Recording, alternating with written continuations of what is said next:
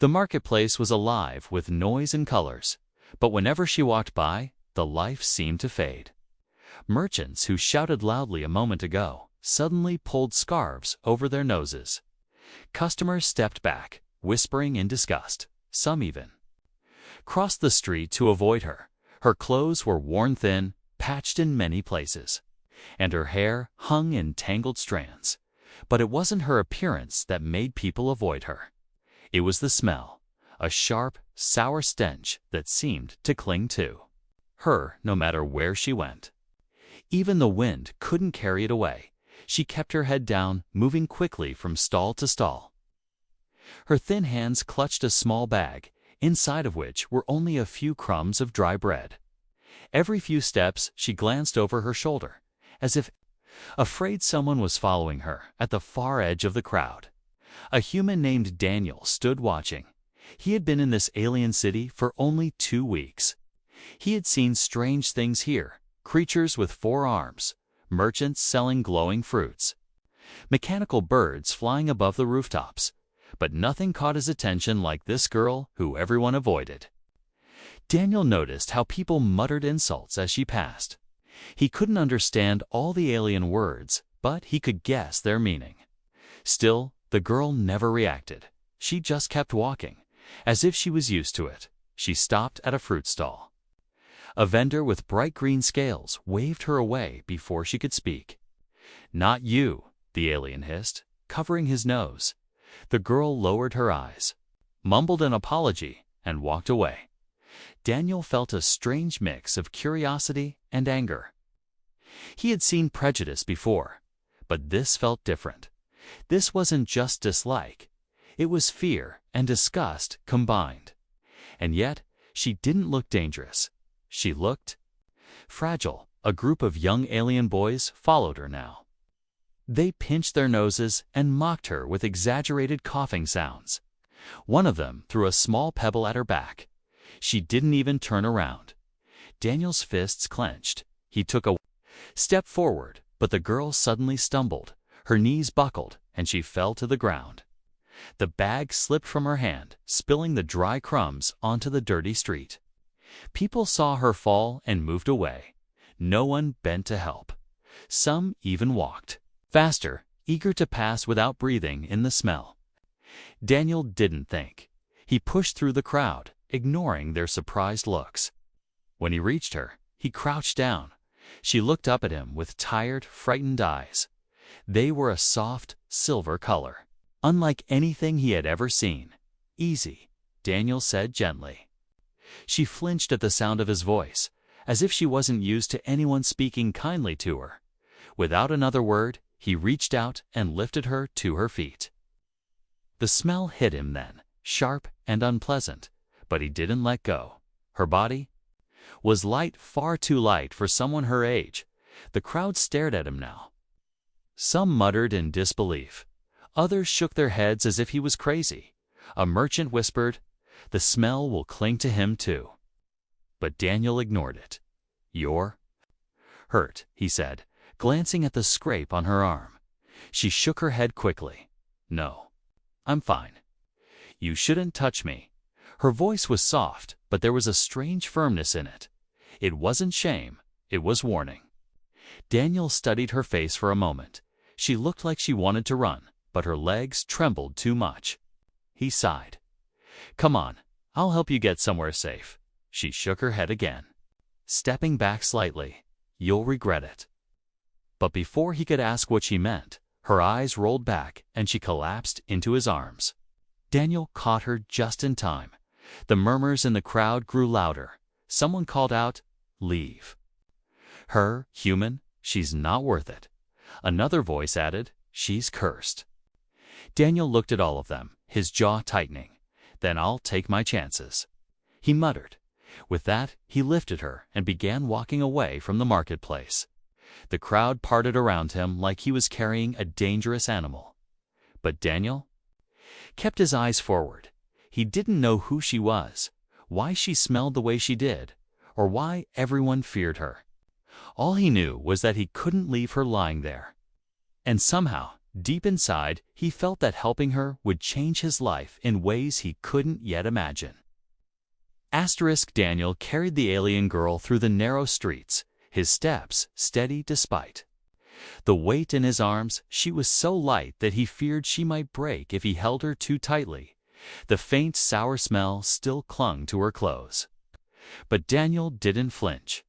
To him, the more important thing was that she was breathing, her chest rising and falling slowly. The city around them was a maze of glowing signs, steam vents, and shadowed alleys.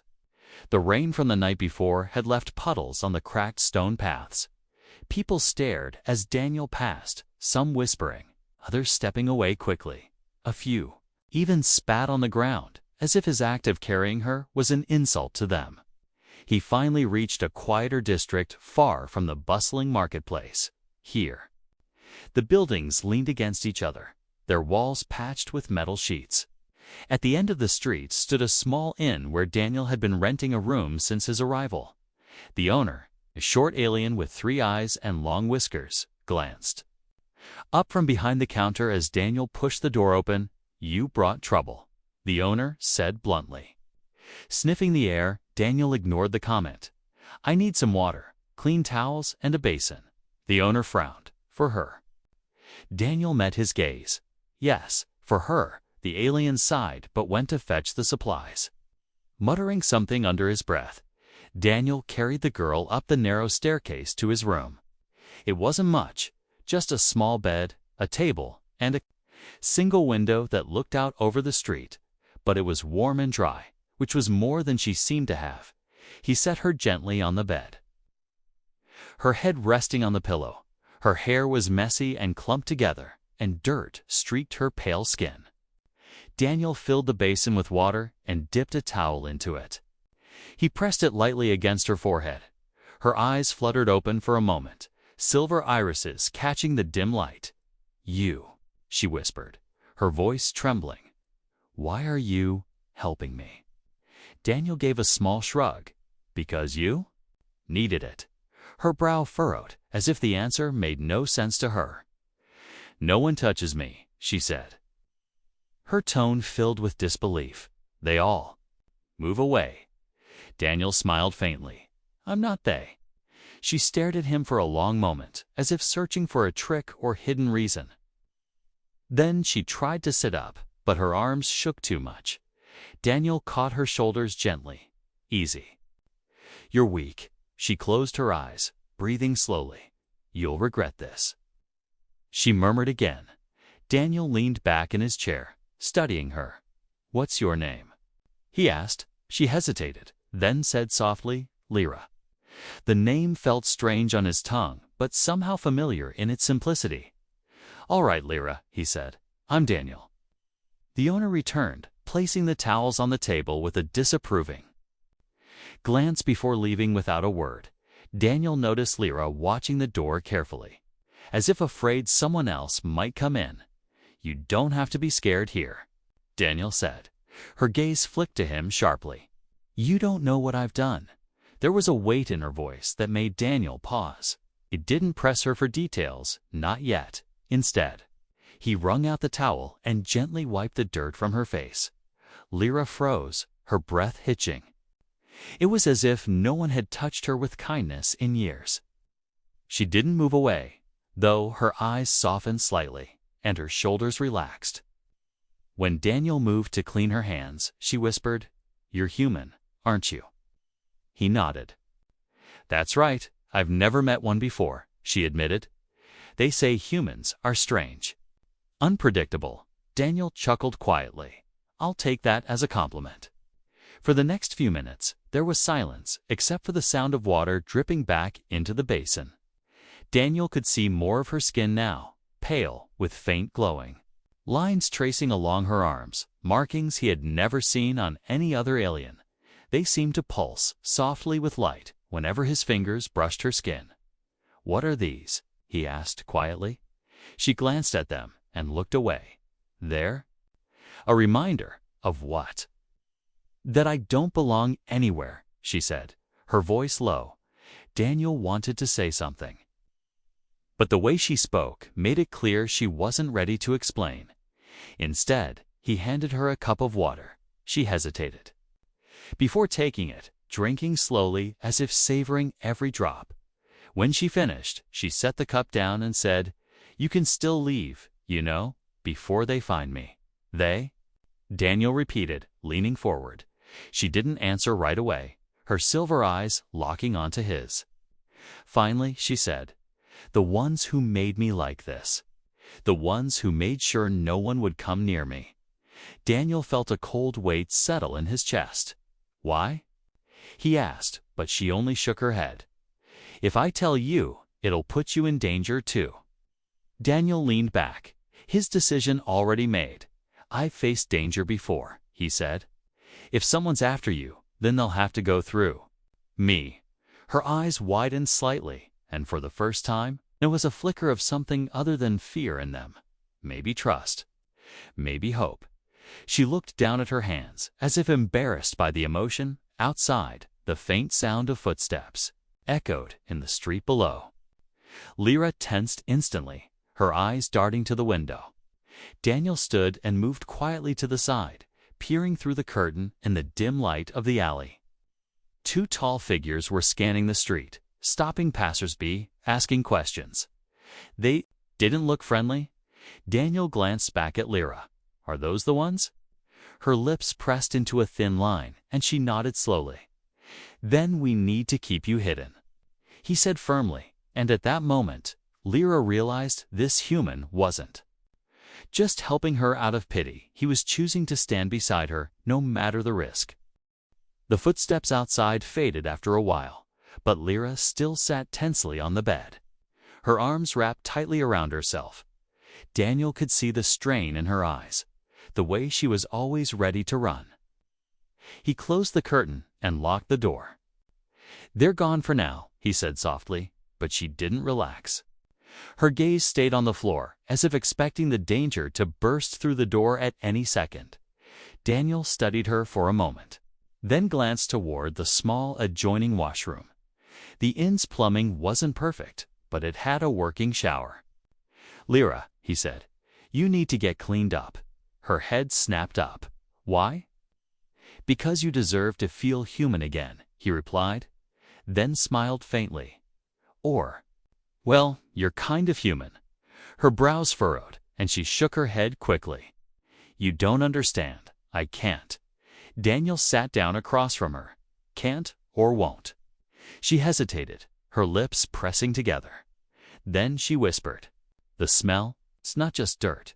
"I figured that," Daniel said.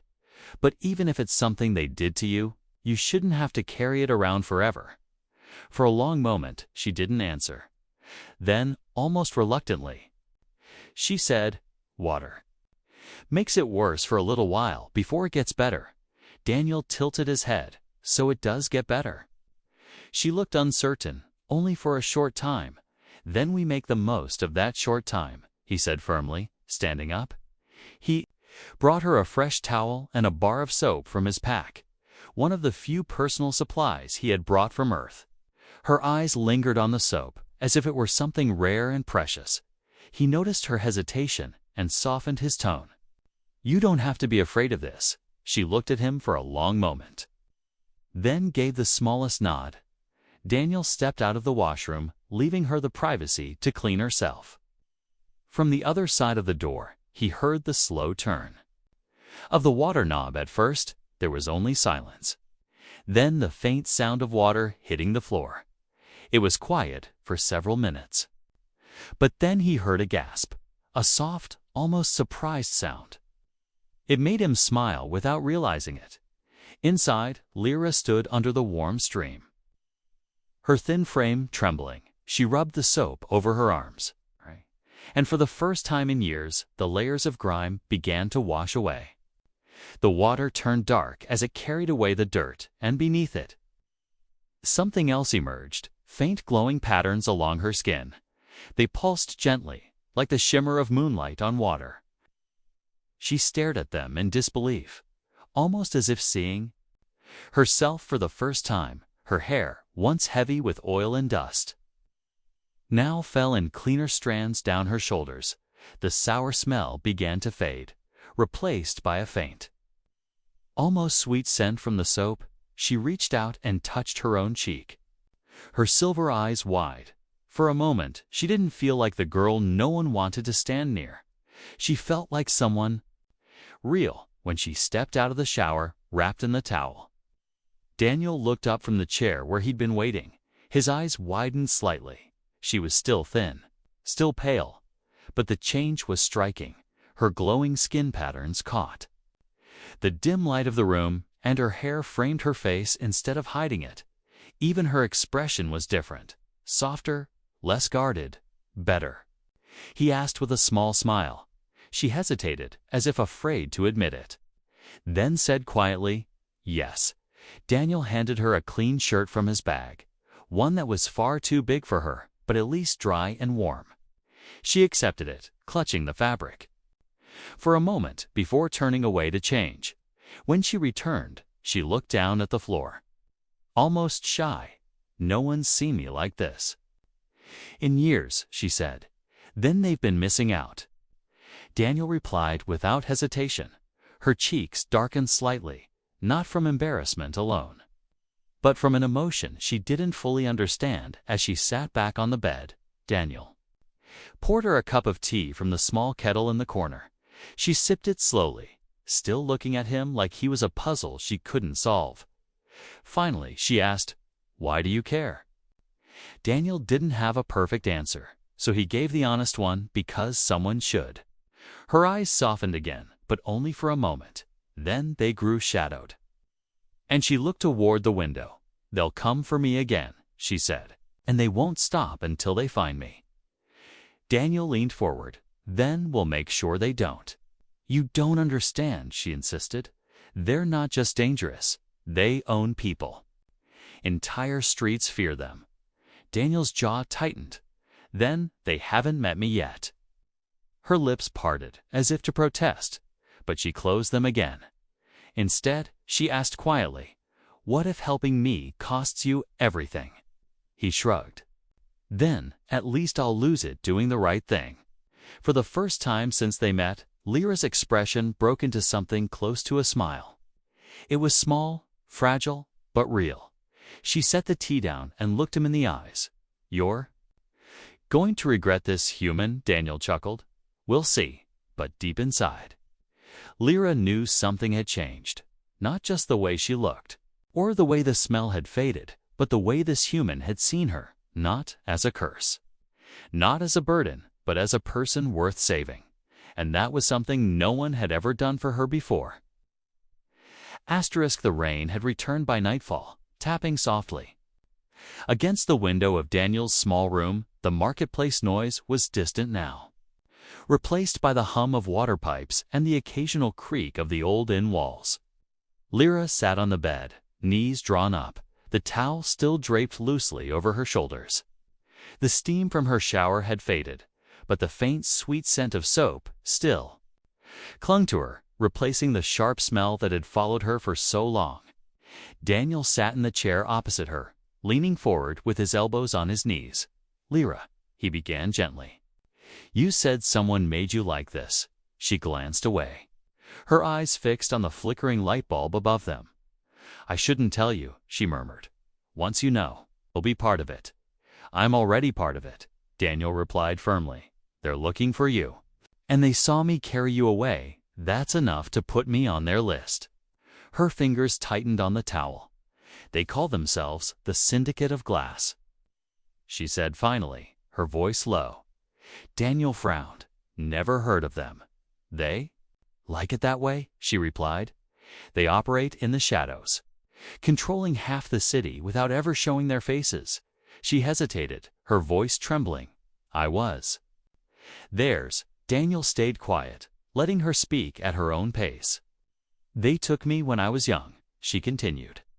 "Said they needed workers for their factories, but I wasn't strong enough for that."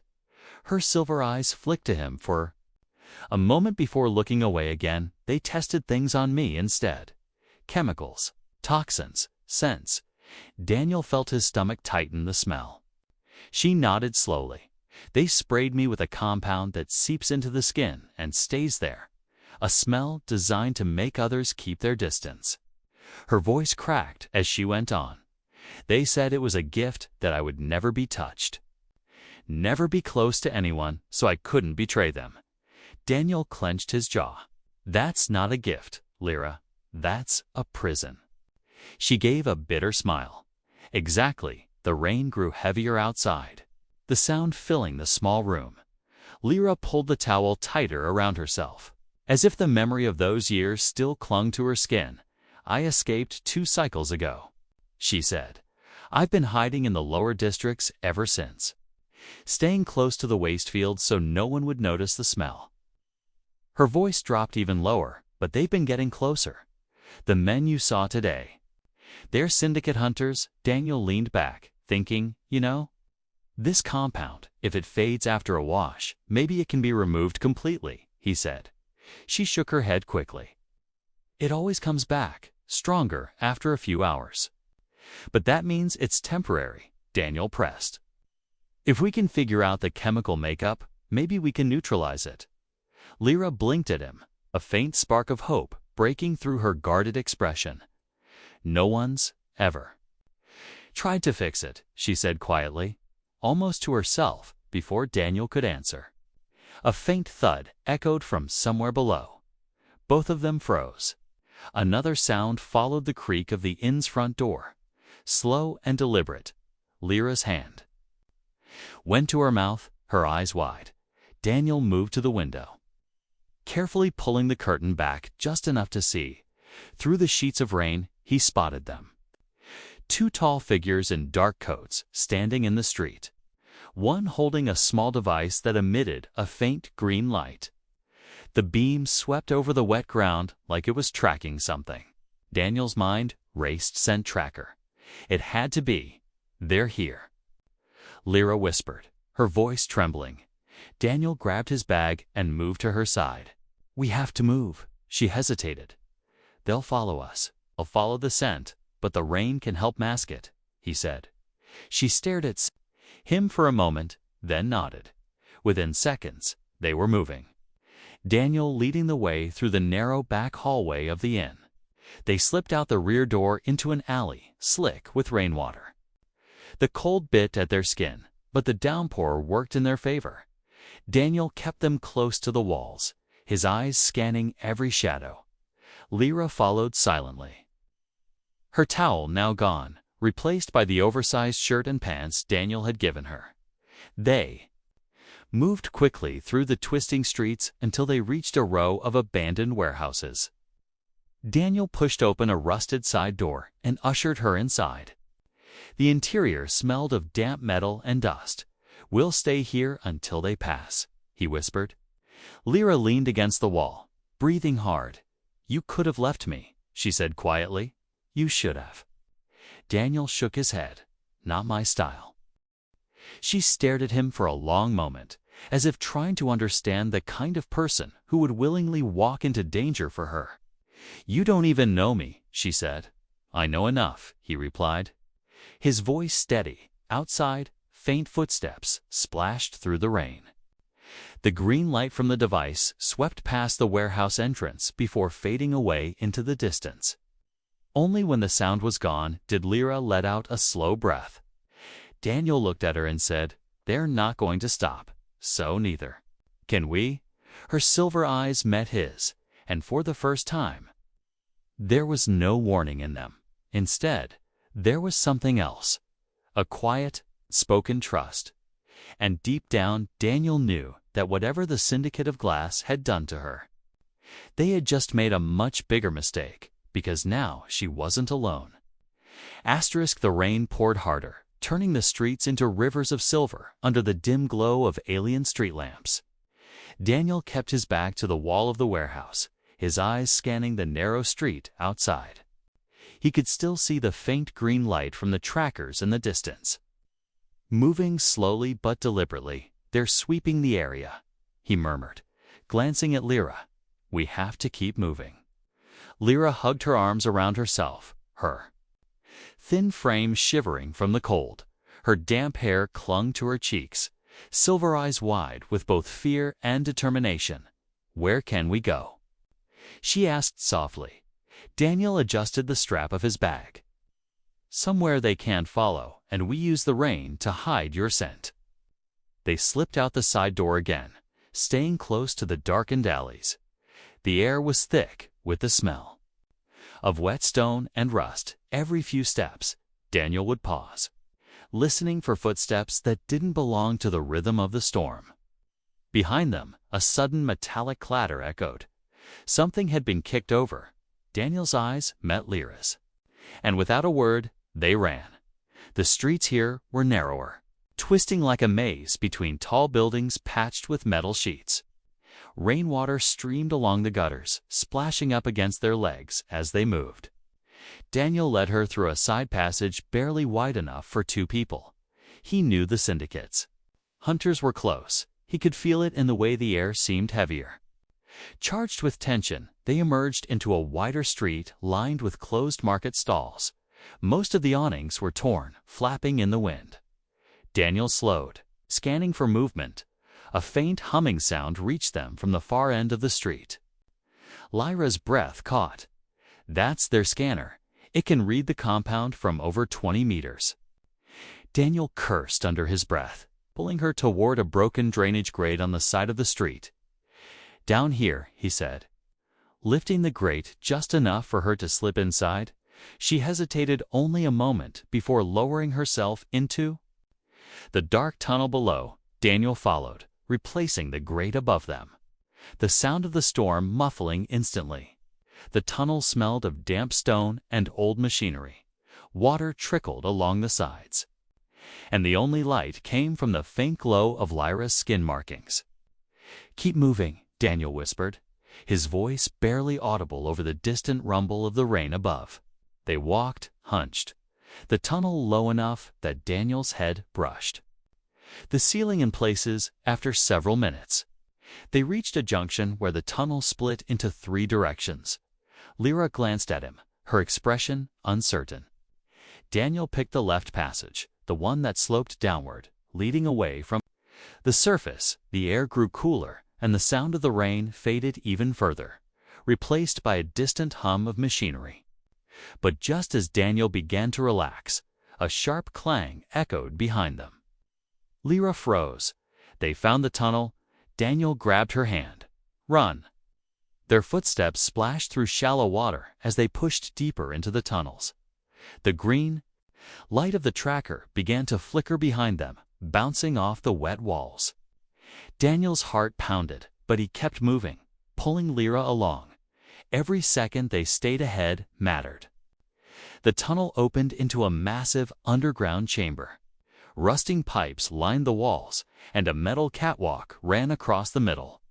Daniel pulled Lyra onto the catwalk, moving quickly toward the far side. Halfway across, a sudden voice echoed from behind them, "Stop running, she belongs to us." Daniel didn't turn. He just tightened his grip on Lyra's hand. The hunter's footsteps were growing louder, splashing as they entered the chamber. Daniel spotted a hatch ahead, half hidden by a tangle of pipes. "This way," he said, yanking it open, revealing a steep ladder leading upward.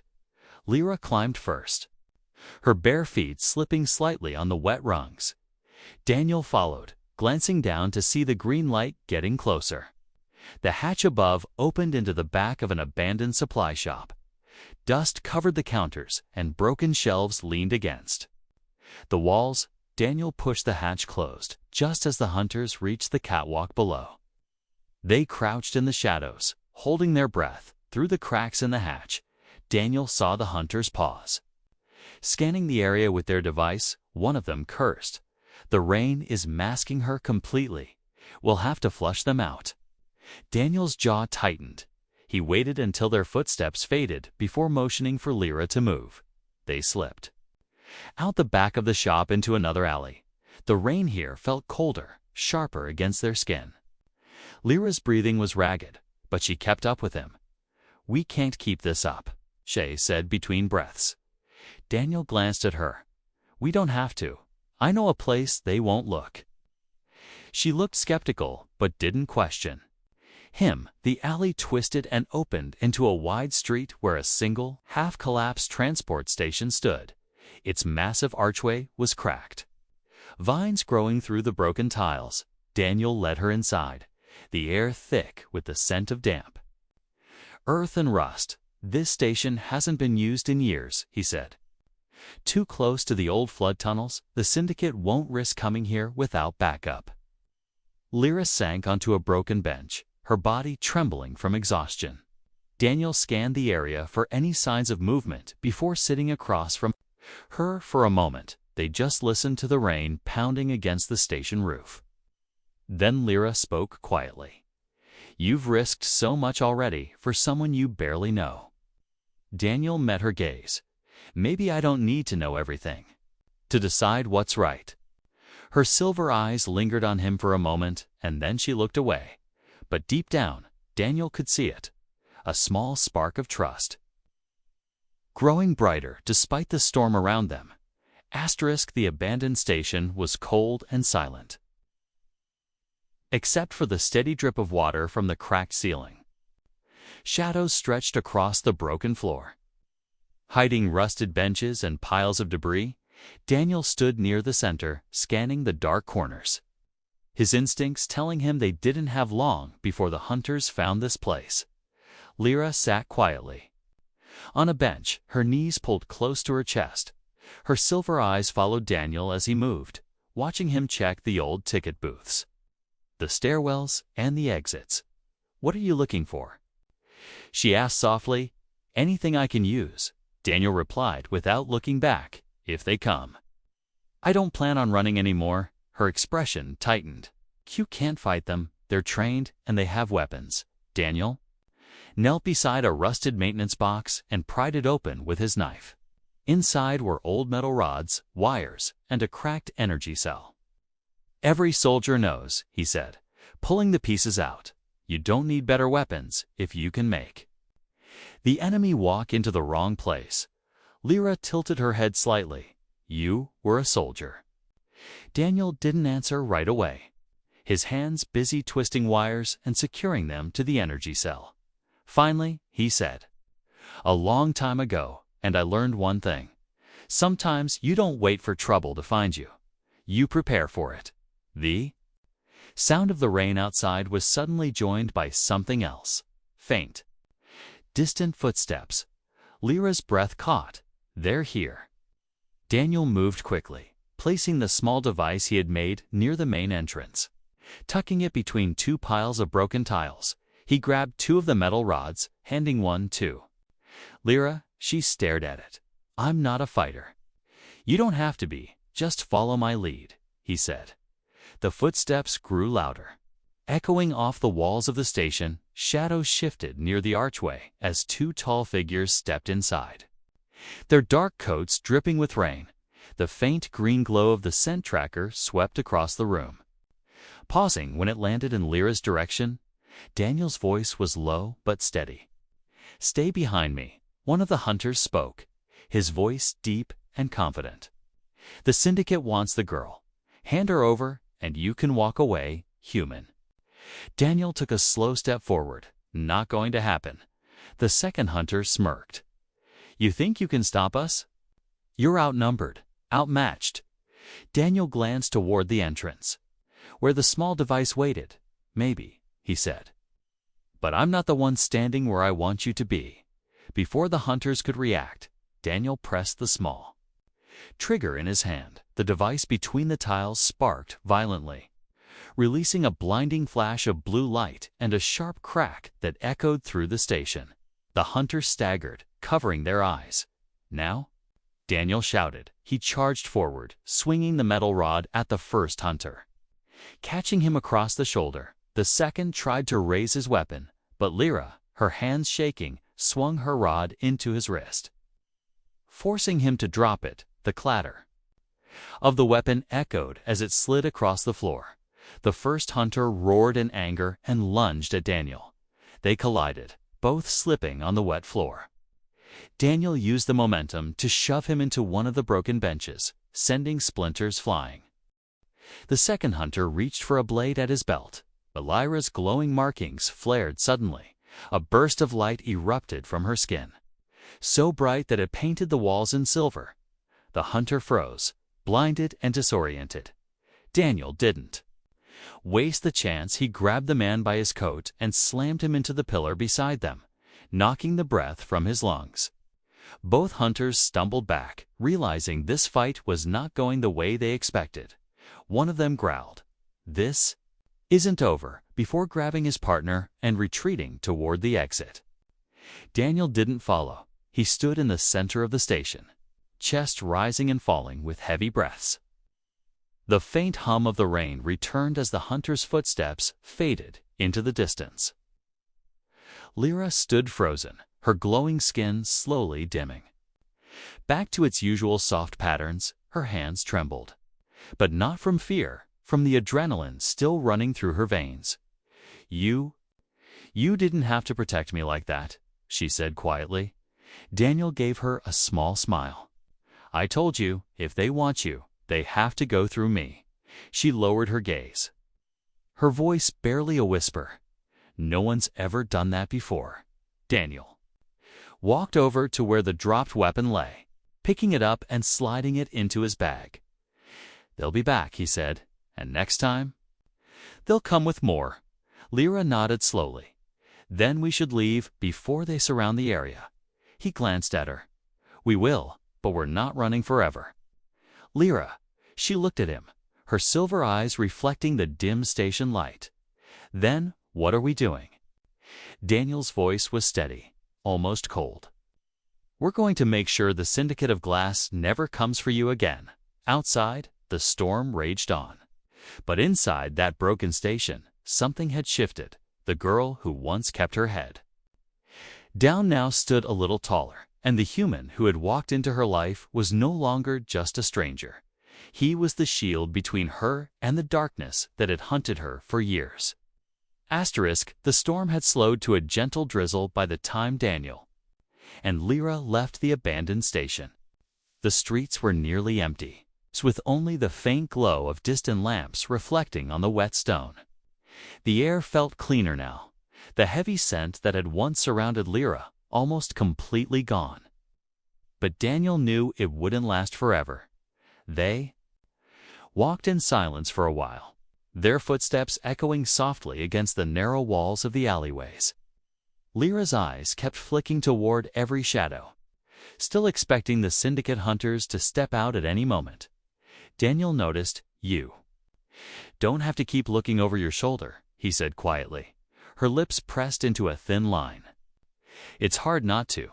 Eventually, they reached the quieter edge of the city, where the streets opened into rows of small, cramped houses built into the hillside. Daniel stopped in front of a modest door with peeling paint and a crooked frame.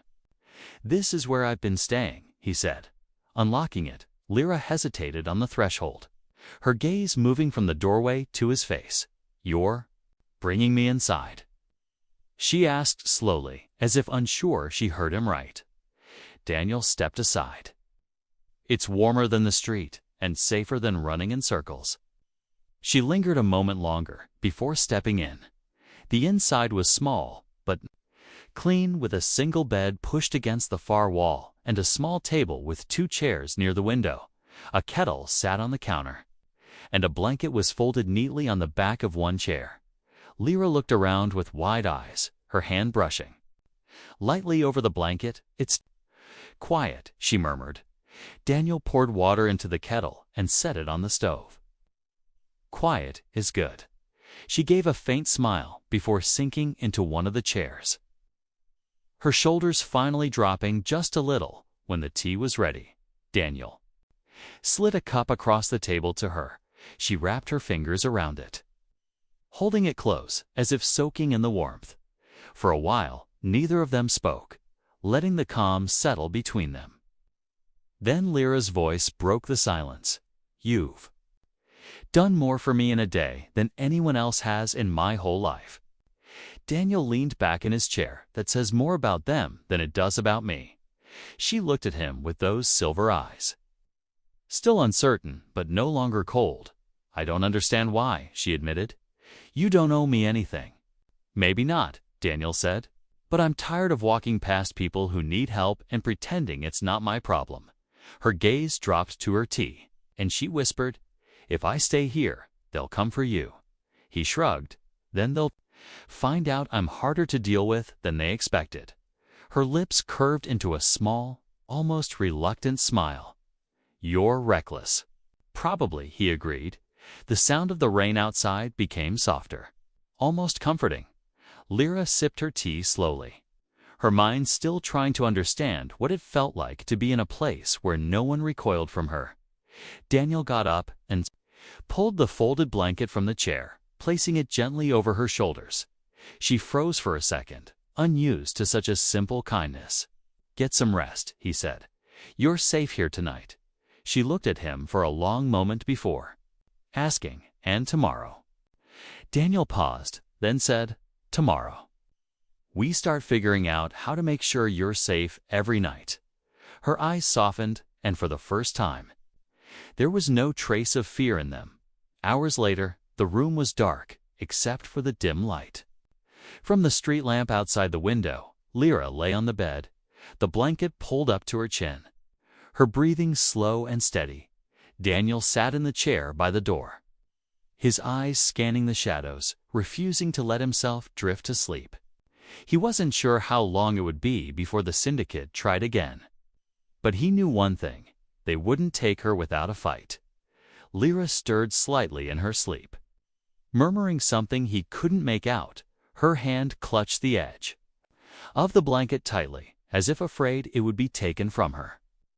Daniel's jaw tightened, his resolve hardening. He didn't know how or when, but he would find a way to erase the chemical curse they had placed on her. She deserved to live without fear, without shame, and without the chains the syndicate had wrapped around her life. Outside, the drizzle faded completely, replaced by the quiet hum of the sleeping city. In that silence, Daniel realized that something had changed for him, too. This wasn't just about helping someone in need anymore. It was about protecting someone who had never known what safety felt like, someone who had been treated like a thing instead of a person. And he wasn't going to let the world push her back into that darkness. As the first pale light of morning touched the edges of the sky, Daniel finally allowed himself to lean back in the chair. Lyra shifted under the blanket, her silver eyes opening slightly for a brief moment. They just looked at each other in the soft light. "Good morning," he said quietly. "Good morning," she whispered back, a faint smile on her lips. And in that simple exchange, Lyra realized something she had never felt before. She had a place to stay, someone who wanted her there, and for the first time in years, she wasn't alone. It wasn't just shelter. It wasn't just kindness. It was the start of something she had never dared to imagine: a home.